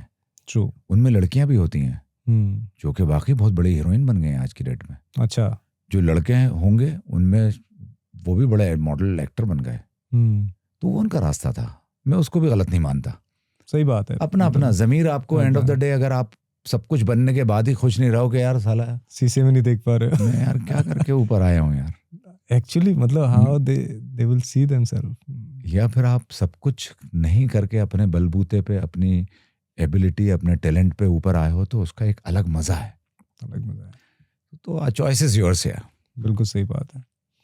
ओके, सो एक बात हमारी मिस हो गई थी। यू वर सेइंग कि जब जहानुमा में थे आप, तो लोग कहते थे कि एक वैसी ट्रेडिशनल शक्ल नहीं है, लेकिन आगे जाके आपको फायदा हुआ। जी जी। क्या फायदा हुआ उससे आपको शक्ल? यार एक तो मेरा शक्ल वाला काम बहुत कम था। ओके। जब मैं बॉम्बे गया, लेकिन जो काम मेरे रास्ते में आया, मेरा कंपटीशन नहीं था।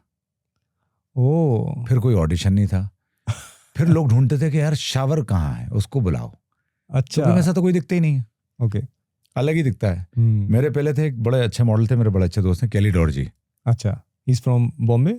वो बॉम्बे में भूटान से थे वो। अच्छा, भूटान से। भूटान चले गए वापस। तो लेकिन उनकी बॉडी इतनी अच्छी नहीं थी, उनके चीक बोन्स मेरी तरह नहीं थे।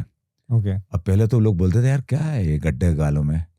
सबसे पहले तो मम्मी नाराज हो जाती थी कि हमारा बेटा कुछ खा पी नहीं रहा। लेकिन आजकल तो इसका फैशन आ गया। फैशन है। और उस टाइम पे मॉडलिंग के अंदर सबसे ज्यादा अगर जो आदमी के अंदर अगर उसके गाल अंदर हैं, चीक बोन्स हैं, तो उसका यूएसपी माना जाता था। सही बात है। तो फिर मुझे काम मिला, कम मिला, क्वालिटी काम मिला, और मेरा कंपटीशन नहीं था, वो फायदा था। मैं भीड़ से अलग हो गया। जहाँ पे 200 लोग ऑडिशन दे रहे हैं, जहाँ पे मेरे काम के लिए मुझे बुलाया गया, वहाँ पे 3-4 लोग आते थे अच्छा ऑडिशन के लिए, क्योंकि ये चेहरे नहीं थे ना इस टाइप के। और उसमें फायदा हो जाता, उसमें फायदा होता था, फिर काम मुझे ही मिलता था। हाँ। तकरीबन मैंने बहुत सारे कमर्शियल्स किए, टीवी ऐड किए, और मैंने म्यूजिक वीडियो करे उस टाइम पे। तो काम कम मिला, लेकिन कंपटीशन स्ट्रगल करके नहीं मिला, वो मुझे मिला। डायरेक्ट ही फोन आ गया, आपका ऑडिशन ही नहीं ले रहा, आप आ जाइए। तो उसके फायदे, ये फायदे थे। जी जी। तो मेनली क्या अब आप नेगेटिव रोल में ज़्यादा लोग अप्रोच कर रहे थे, या फिर मेन कैरेक्टर मतलब उसमें पॉजिटिव कैरेक्टर में कर रहे थे? मेरी पहली फिल्म थी राजीव राय साहब, जो मैंने आपको सुनाया किस्सा, वो तो उन्होंने मुझे डायरेक्ट बुला लिया, और नेगेटिव रोल था उसके अंदर। ओके। एक माफिया को लीड कर रहा था मैं, रशियन माफिया था वो, and I was playing the Russian mafia gangster. बड़े बड़े उन्होंने मेरे बाल कलर करवा दिए, बॉडी में टैटूज वगैरह बनवा दिए सारे। तो वो था। उसके बाद मेरी 3-4 पिक्चर हैं सारी पॉजिटिव। अच्छा। जी जी जी। ओके। जिसमें मैं हीरो था, जिसमें मैं गाने गा रहा था। लेकिन वो मुझे लगा यार ये मजा नहीं आ रहा। गाने मतलब शौक तो होता है, आदमी हीरोइन के साथ रोमांस करे, गाने गाए, वो तो हो रहा था, लेकिन दिल उससे सेटिस्फाइड नहीं था। करते हुए कि अपने आप को देखते हुए? करते हुए, और फिर मुझ पर सूट भी नहीं हो रहा था। अच्छा। तो आपको देखिए, इंसान को रियलिटी पता होना चाहिए। सही बात है। सपनों में नहीं जीना चाहिए, उसको पता होना चाहिए उस पर क्या अच्छा लगता है, क्या नहीं लगता है, क्या करना चाहिए उसको पता होता है ना खुद। ये वैसे बहुत बड़ी बात पता होगा कि आप, मुझे नहीं पता है कि आपके बारे में, लेकिन मुझे खुद पता है कि मुझे क्या सूट करता है मुझे। तो फिर मुझे मेरी एक पिक्चर देखी साउथ के एक डायरेक्टर ने, पिक्चर का नाम था हवस। अच्छा। वो पिक्चर बहुत बड़ी हिट हो गई। हवस में कोई एक्ट्रेस? हाँ, मेघना नायडू थी उसमें। वो एक गाना उनका बहुत बड़ा हिट हुआ था, कलियों का चमन। हाँ एग्जैक्टली, तभी आई रिमेम्बर दैट। तो वो पिक्चर बड़ी हिट हो गई। अब वो नाम ऐसा रख दिया था, लेकिन पिक्चर देखेंगे आप तो उसमें बड़े बहुत ही खूबसूरत गाने हैं उसके अंदर। अच्छा। और शूट भी बहुत अच्छा किया है। शाबिर भाई, एक चीज़ मैंने देखी है कि जब आप ऐसे वर्ल्ड में हो जहाँ पे चारों तरफ से ऐसे लोग हैं जो आपको रियलिटी अपनी नहीं दिखा रहे हैं, आपको अपने आप को बहुत ही पीसफुल रखना होता है। कई लोग मेडिटेशन के थ्रू रखते हैं, कई तरीक़ों से रखते हैं, कई लोग ट्रैवल पे चले जाते हैं। आप ऐसा क्या करते हो जिससे कि आप पीसफुल रहते हो, शांत रहते हो? देखिए, बॉम्बे में जो मुझे जो चीज़ खुशी देती है और मुझे सुकून मिलता है वो जिम। अच्छा। जी बिल्कुल। 2 घंटे मेरा रोज़ शाम को मेरे उसके हिसाब से, कब मेरी शूटिंग है, मेरी 10 बजे शूटिंग हो रही, मेरा जिम 12 बजे तक खुला रहता है। मेरा जिम बिल्कुल सामने है मेरी बिल्डिंग के। तो वॉक करके जाता हूँ मैं। That's blessing. 2 घंटे मेरे जिम के अंदर मुझे कुछ सोचने की, बाहर की दुनिया को बिल्कुल मैं कट ऑफ हो जाता हूँ। मोबाइल बैग में डाल देता हूँ और 2 घंटे वर्कआउट करता हूँ। तो वो मेरे लिए मेडिटेशन है। ओके। वो सुकून मिलता है। संडे को हम लोग क्रिकेट मैच खेलते हैं। अच्छा, स्टिल यू प्ले? जी जी, कभी मैं जाता हूँ और कोशिश करता हूँ। मेरी एक बार इंजरी हो गई थी, तो मैं जब से थोड़ा डर गया। टेनिस बॉल से खेलते हो? सीजन बॉल से भी खेलते हैं हम लोग, टेनिस बॉल से भी खेलते हैं।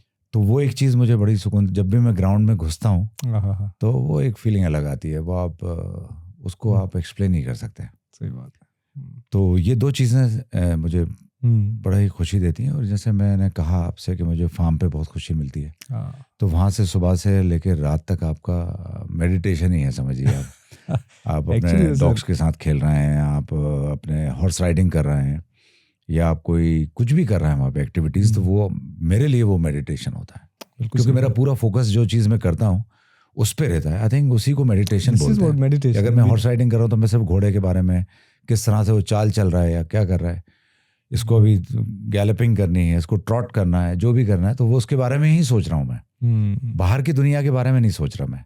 पास्ट और फ्यूचर, तो वो मेरे लिए मेडिटेशन होता है। Actually this is the best form of the meditation, कि आप प्रेजेंट में हो, पास्ट फ्यूचर नहीं है। ब्यूटीफुल। तो कौन है आपकी टीम में? इंटरेस्टिंग कोई नेम? सारे एक्टर्स हैं, जैसे मैंने बोला, शरद केलकर जो आपके कॉलेज के शरद केलकर हैं, शब्बीर अहलूवालिया हैं, और बहुत सारे लोग हैं एक्चुअली। यूर बैट्समैन बोला? ऑलराउंडर। अच्छा, पहले क्या? मैं पहले ऑलराउंडर था, अभी मुझसे बॉलिंग नहीं होती, अब मैं सिर्फ बैटिंग करता हूँ और फील्डिंग करता हूँ। लड़ाई बड़ाई होती है आप लोगों के बीच? नहीं, एक कंपटीशन, हेल्दी कंपटीशन होता है, गुस्सा भी होता है, लेकिन वो सब ड्रामा होता है। ओके। CCL अभी नहीं खेले हो आप? CCL में एक्चुअली उसके लिए वो बुलाते हैं 1 महीने पहले से प्रैक्टिस करो और ग्राउंड पे जाओ, सारी चीज़ बड़ा सीरियस किस्म का क्रिकेट होता है और मैं वो खेलना नहीं चाहता। ओके, अभी वो वक्त भी नहीं है, उम्र भी नहीं है और टाइम भी नहीं है फ्यूचर में भी कोई प्लानिंग नहीं है? CCL खेलने की। हाँ, CCL एक्चुअली जो कराते हैं वो विष्णु जो मालिक हैं वो मेरे बड़े ख़ास दोस्त हैं। अच्छा, तो मैं CCL एक्चुअली हैदराबाद से भी खेल सकता हूँ, मैं कनाडा से भी खेल सकता हूँ। ओके, मैंने अभी एक बहुत बड़ी एक भोजपुरी की पिक्चर भी करी है तो मैं वहाँ से भी खेल सकता हूँ, मैं हर जगह से खेल सकता हूँ। लेकिन वो जो वक्त जो उस पर देना पड़ता है और वो इंजरी के बाद ना मैं थोड़ा सा डर गया। You got injury in? मैं आई वाज प्लेइंग सॉकर। मैं DY पाटिल जो ग्राउंड है वहाँ पे बॉम्बे में, उसमें मैं क्रिकेट फुटबॉल मैच खेल रहा था। तो मेरा पाँव ट्विस्ट हो गया था, तो 3 महीने तक मैं घर पे बैठा रहा और जो फ्रस्ट्रेशन था मेरा, एक्चुअली 3 महीने आप काम मना कर रहे हैं। सही बात। तो मैंने कहा ये अपना प्रोफेशन ये नहीं है, इसको सिर्फ अपन एक एंजॉयमेंट के लिए खेलेंगे, सीरियसनेस के लिए नहीं खेलेंगे। ये मैंने सीखा उस टाइम। तो जिम क्या कोई ट्रेनर आपको कराता है कि यू जस्ट बी? नहीं, मेरे ट्रेनर हैं। अच्छा, और बहुत ही ज़बरदस्त ट्रेनर हैं। उनके साथ वर्कआउट करता हूँ, लेकिन मैं खुद भी अभी इतने साल हो गए, मुझे 25 साल हो गए तकरीबन एक्सरसाइज करते हुए। ओके, तो मैं खुद भी मैनेज कर लेता हूँ चीज़ें। ओके। बॉलीवुड में रहते हुए एक प्रेशर रहता है कि आपको फिट रहना है, प्रेशर की वजह से कि काम अगर चाहिए। प्रेशर में फिट रहते हो कि ये आपकी एक वो बन गई कि मुझे तो फिट रहना नहीं, है? मुझे फिट रहना है। हाँ। जब मैं कुछ भी नहीं था जब भी फिट था। जब मुझे पता भी नहीं था कि मुझे एक्टर बनना है तो भी मैं बहुत फिट था। मुझे स्पोर्ट्स और फिटनेस का बहुत ही शौक है एक्चुअली। और वो एक्टिंग मेरा पैशन है, लेकिन मेरे शौक कहेंगे कि आपको क्या करना है। मुझे स्विमिंग करने में मज़ा आता है, मुझे हॉर्स राइडिंग करने में मज़ा आता है, मुझे जिम करने में मज़ा आता है, क्रिकेट खेलने में मज़ा आता है। ये सारी चीज़ों में मुझे एक बड़ा सुकून और पीस और बड़ा मज़ा आता है इसके अंदर। एक्चुअली ये नए लोगों के लिए मैंने क्वेश्चन पूछा था कि वो ये मेंटेन नहीं कर पा रहे हैं कि जिम आपके कोई प्रेशर वाली चीज़ नहीं है, it's a activity you should enjoy. अभी उनको सोशल मीडिया पे अच्छा दिखना है, उनको पेयर बॉडी, उस चक्कर में लोग ना आजकल बहुत गलत चीज़ों में भी चला गए। शॉर्टकट। जैसे मुझे याद है जब मैंने वर्कआउट स्टार्ट किया था तो मेरा 4 या 5 साल में मुझे बॉडी बनना दिखने लगी थी, मुझे कि मेरी बॉडी बन रही है। 3-4 साल लगे थे मुझे। सही बात है, आपकी हाइट भी है ना। हाँ, नहीं, आप ऑर्गेनिक बॉडी बनाओगे, आप एक क्लीन रूटीन से, without protein, without anything, without any drugs, उसमें वक्त लगता है 3 साल। 100%।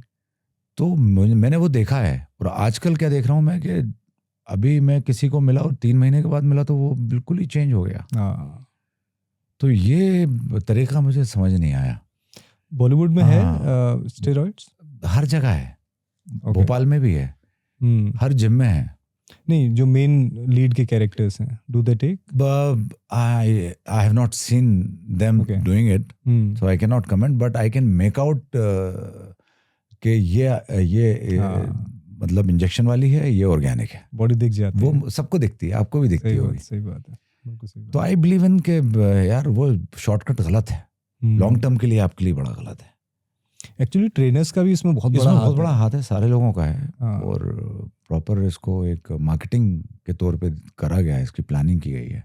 सही बात है, वरना ये आपके लिए ठीक नहीं है, आपकी सेहत के लिए ठीक नहीं है, आपके फ्यूचर के लिए, लॉन्ग टर्म के लिए ठीक नहीं है। आप कुछ टाइम के लिए अच्छे दिख सकते हो, लेकिन और इंटरनली आप खत्म हो जाते हो आप। मेरा एंड है प्रोटीन। एक स्कूप प्रोटीन लेता हूँ मैं, ग्लूटामाइन ले लेता हूँ मैं, प्री वर्कआउट ले लेता हूँ मैं, पोस्ट वर्कआउट ले लेता हूँ। ये सारी चीजें तक मैं ले लेता हूँ। जैसे सप्लीमेंट, उसका भी मैं 3 महीने करा और फिर 4 महीने का गैप। मैं कंटिन्यूसली नहीं लेता वो चीजें। I think it should be like this. जी। ओके, बॉलीवुड में आप रह रहे हो, आपका फेवरेट एक्टर कौन है जिसको आप रियली यू एडमायर एक्टिंग? मुझे लेट इरफान खान बहुत पसंद है। एवरीबॉडी। और मैंने शाहरुख खान के साथ काम किया तो वो उनको अलग स्टाइल है। कोई इंसिडेंट आपका? मैं मतलब वो चीज़ मैंने देखी कि आपको एक डायरेक्टर बोल रहा है कि ये करो, और एक्टर ने दे दिया कि डायरेक्टर के दिमाग में भी नहीं था, वो चीज़ें दे दी। अच्छा, वो शाहरुख खान कर सकते हैं मॉडिफिकेशन करके। वो इतना इम्प्रोवाइज करके बोल देते हैं डायरेक्टर को कि मतलब वो एक डायरेक्टर के लिए तो साहब, अगर इस तरह का एक्टर मिल जाए तो ब्लेसिंग है, उसको कुछ करना ही है, ब्लेसिंग है कि यार मैं तो सोचा भी नहीं था, ये इसने ये करके दे दिया। वो ज़बरदस्त चीज़ उनकी देखी, और वो इनसिक्योर नहीं है।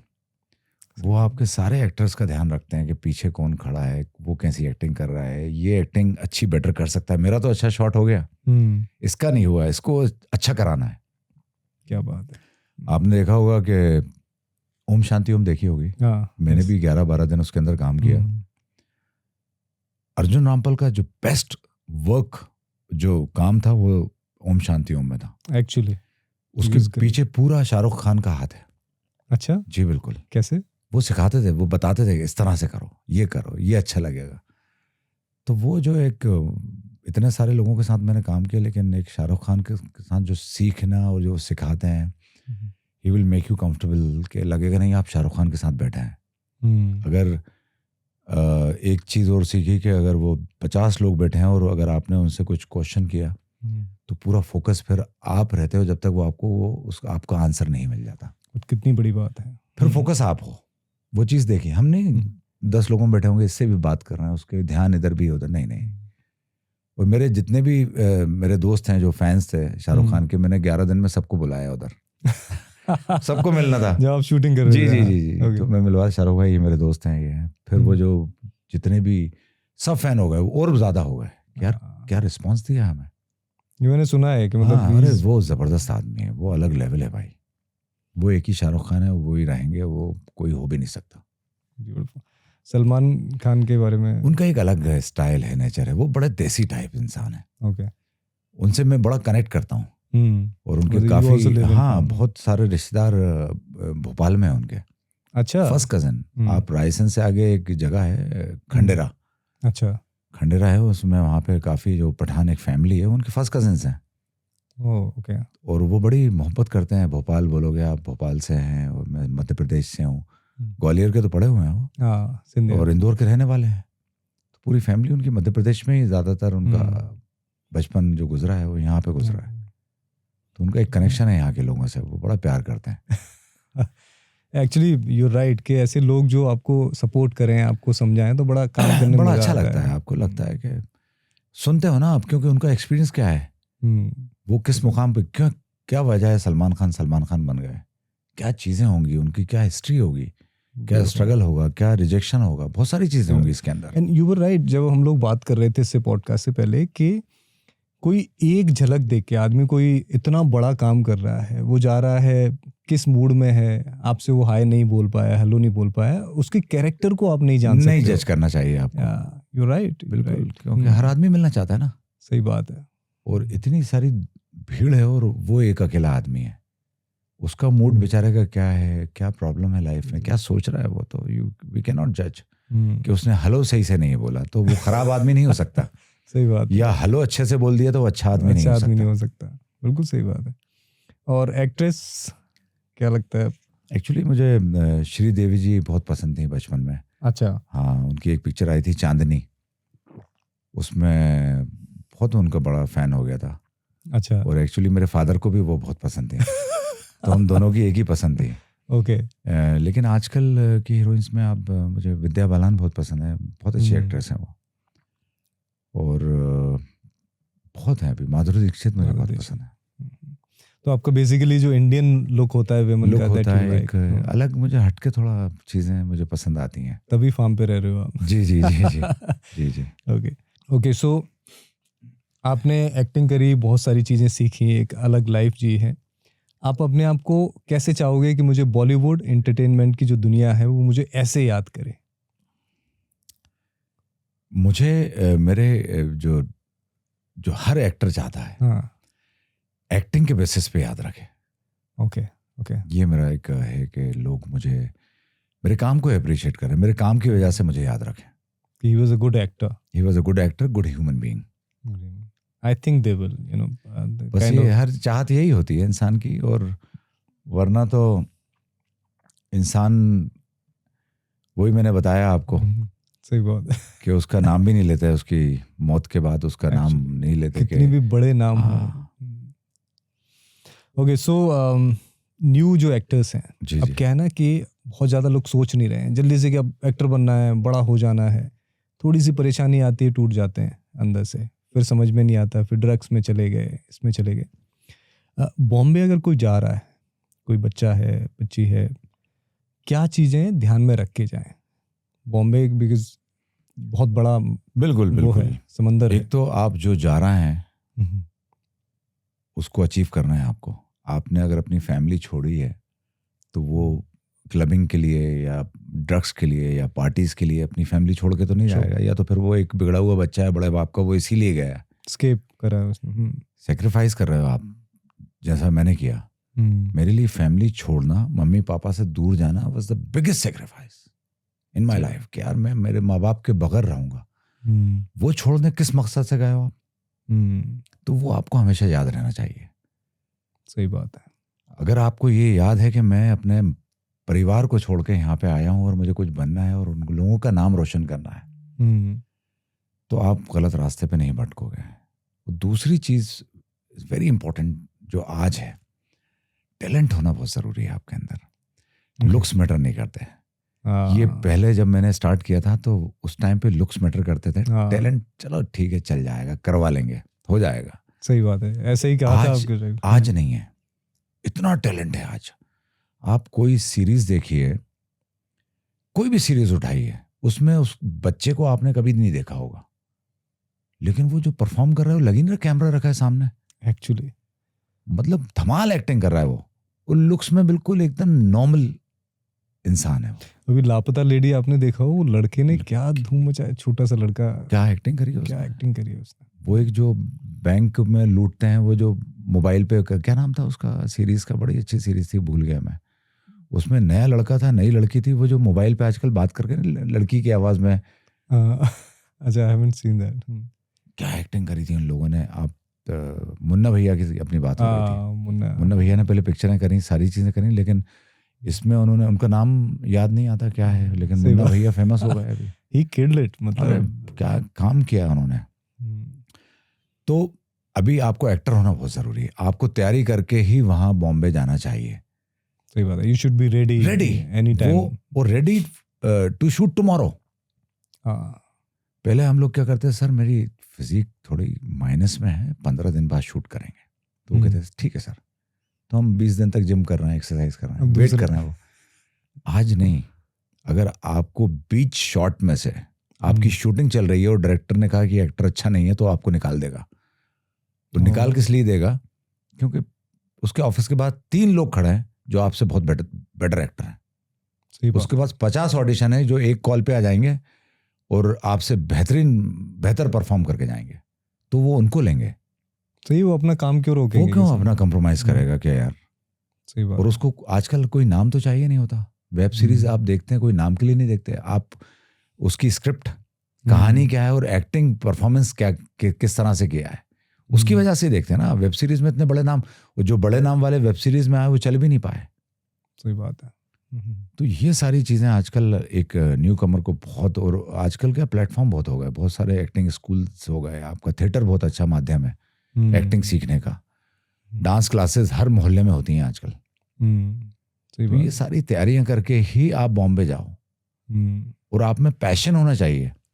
ट्रू, मतलब ये नहीं कि आपको फेमस होना है, यार मुझे लोग जानने लगेंगे इसलिए मैं एक्टर बनना है, यही एम रहता है ज्यादातर लोगों नहीं। का। वो आपका पैशन होना चाहिए कि मुझे मजा आता है एक्टिंग करने में, मुझे एक्टिंग करनी है, इसके अलावा मुझे कुछ नहीं आता। आप अगर मुझसे पूछें कि शावर भाई आप क्या कर सकते हैं, तो मैं बोलूंगा भाई मैं खेती किसानी कर सकता हूँ और एक्टिंग कर सकता हूँ, उसके अलावा मैं कुछ भी नहीं कर सकता। किसी कंपनी में मैं जॉब 10,000 का भी नहीं मिलने वाला मुझे, क्योंकि मेरे अंदर एजुकेशन बीकॉम, एक सिंपल सा बीकॉम किया है, वो भी लुढ़कते फुड़कते, तो उसमें मुझे क्या जॉब मिलेगा? और मेरे अंदर कोई दूसरा टैलेंट है ही नहीं, इसके अलावा मुझे कुछ आता ही नहीं है। मैं एक्टिंग करूंगा जब तक वो चलेगा काम मेरा, और मुझे बड़ा मजा आता है, और मैं इतना पैशनेट हूं उसके बारे में कि मैं वो करता रहूंगा जब तक मैं चाहूंगा। क्योंकि मेरे अंदर एक आग है कि यार मुझे और अच्छी बेटर एक्टिंग करनी है और अच्छा काम करना है, वो मैं उसके लिए काम करता हूँ। उसके अलावा मुझे क्या आता है? खेती किसानी करना आता है। तो 2 के बाद मेरे पास कोई चॉइस ही नहीं है। ब्यूटीफुल। मुझे लग रहा है बहुत सारी चीजें लोगों को समझ में क्लियर हो जाएंगी इस बात से कि it's a very clear and basic बहुत चीज है, बहुत ज्यादा बड़ा नहीं है। अरे आपकी लाइफ ना बड़ी आसान उतारी है ऊपर वाले ने। हाँ, बड़ी आसान सी चीज़ें, आपको क्या करना चाहिए, क्या नहीं करना चाहिए, किस तरह से आपको चीज़ें करना है, और आप कैसे दिखते हो, आप में कितनी कैपेबिलिटी है, आप में कितना टैलेंट है, आपने ही कॉम्प्लिकेटेड कर ली। सही बात। बहुत आसान सी जिंदगी उतारी और जीने का तरीका बहुत आसान है, हम लोगों ने कॉम्प्लिकेटेड कर दिया उसको, पिंजरा अपना खुद ही बना दिया, हम्म। घुस गए उसके अंदर, खुशी चली गई आपकी। ट्रू। शाबिर भाई, भोपाल के बारे में कुछ बताओ, आपको क्या सबसे अच्छा लगता है, लोग क्यों इतने काम हैं, क्यों सब जगह पीस है? यार भोपाल एक ऐसा शहर है हम्म, कि मेरा जो मानना है कि जब आप की कॉलेज के बाद की लाइफ है, आप भोपाल शहर छोड़ दो। अगर आपको लाइफ में कुछ बनना है तो, ओके, आपको कुछ करना है लाइफ में तो भोपाल शहर छोड़ दो। ऐसा क्यों? फिर पैसे कमा लो, भोपाल में एक सुकून और आराम की जिंदगी गुजारो। यहाँ पे रिटायरमेंट के लिए अच्छी है। अच्छा। लेकिन भोपाल के अंदर जो मैंने देखा माहौल, ज्यादातर जो लड़के हैं बाइकों पे मस्तियां कर रहे हैं, सारी चीजें चल रही हैं, सुकून से पटियों पे बैठे हैं, दिन भर क्या कर रहा है वो रात भर बातें कर रहा है, चाय पी रहा है, मस्त, मतलब एक सुकून की लाइफ है, बेफिक्री। और एक यंगस्टर को ये सुकून की लाइफ नहीं होनी चाहिए। सही बात है। इतनी पीसफुल लाइफ नहीं होनी चाहिए। या आजकल का फादर ने साहब क्या करते हैं, वो जागीरदार थे, उन हर साल ज़मीनें बेचते हैं, बड़ी बड़ी गाड़ियां चला रहे हैं, बच्चों को बिगाड़ दिया, कुछ काम बच्चे कर नहीं रहे, बच्चों को कुछ करने का वो उनके अंदर जज्बात ही खत्म हो गए। जैसे आपका मुझे लगा बड़ा अच्छा, आपके अंदर जो चीज़ें हैं, आप जो करना चाहते हैं वो कर रहे हो भोपाल के अंदर, ये यहाँ की भोपालियों के अंदर नहीं है वो चीज़। सही बात है। बहुत रिलैक्स उसमें चले गए। ट्रू। और उनको एक कंफर्ट जोन से बाहर नहीं निकल पा रहे हो। You right. आपको कुछ लाइफ में बनना है तो you have to leave that comfort zone. अगर उस जोन से नहीं निकलोगे आप तो कुछ लाइफ में बन ही नहीं सकते, तरक्की नहीं कर सकते, क्योंकि आपको बहुत मजा आने लगा है, आपको पटियों पे बैठने में मजा आने लगा है, सही बात। आपको मम्मी पापा के हाथ का खाना, मम्मी के हाथ का खाना पसंद, उसके अलावा खाना ही पसंद नहीं आता, आपको किसी दूसरे का खाना पसंद नहीं आता, आपको दिन में सोना खाने के बाद बहुत अच्छा लगने लगा है, आपको 12 बजे 1 बजे सो के उठना दिन में बहुत अच्छा लगने लगा है, तो वो जोन में चले गए आप, वो कंफर्ट जोन में चले गए, उसमें फंस गए आप, करियर खत्म। आपकी बॉडी भी ढल जाती है उन्हीं चीजों में। बॉडी इतनी खूबसूरत चीज है कि आप इसको जिस माहौल में जिस तरह से ढालना चाहोगे वो उसमें ढल जाती है। तो यहाँ के लोगों ने अपने आप को एक कंफर्ट जोन में फंसा लिया है। मैं सभी के बारे में बात नहीं कर रहा, obviously most of the youngsters I see, तो उनको बाहर निकलना पड़ेगा उससे। यू राइट, क्योंकि भोपाली बहुत ज्यादा फिट नहीं दिखेगा। नहीं, वो एक जोन में है, उनको बाहर नहीं निकलेंगे तो लाइफ में कुछ नहीं कर सकते आप। ट्रू। शाबिर भाई, आपके लिए स्पिरिचुअलिटी क्या है? आई थिंक मैंने आपको बताया था, मेरे लिए जो फार्म पे रहता हूँ, अच्छा, जो चीज़ मैं करता हूँ, हॉर्स राइडिंग करता हूँ, तो मेरे लिए पूरे टाइम ध्यान उधर ही रहता है मेरा। जिम करता हूँ तो जिम में ही ध्यान रहता है, मैं बातें नहीं करता। अच्छा, जिम। और मुझे जिम में कोई बात करने वाले लोग भी पसंद नहीं है। एक्चुअली मैं अपने ट्रेनर से बात नहीं करता। 1 घंटे 1.5 घंटे का वर्कआउट होता है, उसके बाद मैं उसके साथ बैठता हूँ, बातें करता हूँ। लेकिन मेरे लिए वो मेडिटेशन है। जो आपने बोला कि मतलब जो चीज़ें एक्चुअल मुझे नहीं पता, मैंने कभी करी नहीं, लेकिन जो चीज़ें मैं करता हूँ, जैसे आपने बोला तो बड़े स्पिरिचुअल आदमी है। अच्छा, मुझे नहीं पता था कि मैं ऐसा हूँ। लेकिन एक स्पिरिचुअल आदमी बोल रहा है, आप बोल रहे हैं, तो मैं उसको मैंने सुना कि यार वाकई में जो चीज़ें करता हूँ वो इसी से कनेक्टेड है। दिस इज व्हाट, तो मेरे लिए यही है real Dharma, real spirituality. Thank you so much Shabir भाई। मुझे आज एक बात की और खुशी है कि मैंने एक ऐसे इंसान से मेरी बात हुई है जिससे घंटों बैठ के बात कर सकते हैं। बहुत सारे टॉपिक्स हैं और नेचर लवर हैं दोनों ही। उसके साथ साथ इस इंटरव्यू में बहुत सारी ऐसी चीज़ें क्लियर हुई हैं जो फेक वर्ल्ड में लोग जी रहे हैं ना, उनके दिमाग को क्लियर कर देंगे। जी बिल्कुल, कि इतनी लाइफ कॉम्प्लिकेटेड है नहीं है जितनी बना दी गई इसको। You have achieved a lot. बहुत बड़े बड़े लोगों के साथ आप बैठे हो, बहुत अचीव किया है, अभी भी कर रहे हो, बढ़ते चले जा रहे हो, but still you are living your life, जो रियल लाइफ है। That is very important. So वो सीखने को मिलेगा ऑडियंस को. 2 भी बदल जाते हैं अरे अगर, तो हमारा काम हो काम गया. हो गया, बिल्कुल काम हो गया. So thank you so much for coming Sabir भाई. बहुत थैंक्स अच्छा. For having me brother. और हम दोनों के बहुत जो चीज़ें हैं वो बहुत मिलती जुलती हैं. True. आपको भी नेचर बहुत पसंद है, फार्म लाइफ पसंद है आपको, मुझे भी बड़ी पसंद है. मज़ा आया आपसे बात करके. एंड डेफिनेटली आपको एक दिन मैं फार्म पे लेके जाऊंगा. रोटियां और गाँव एक की इंटरव्यू खाएंगे. वहाँ पे भी होगा. बहुत मज़ा आएगा. और गांव में रोटी खाएंगे. अरे भाई गाँव वालों के साथ रोटी खाएंगे, उसका एक अलग मज़ा है. True. Thank you. Thank you so much brother. God bless you.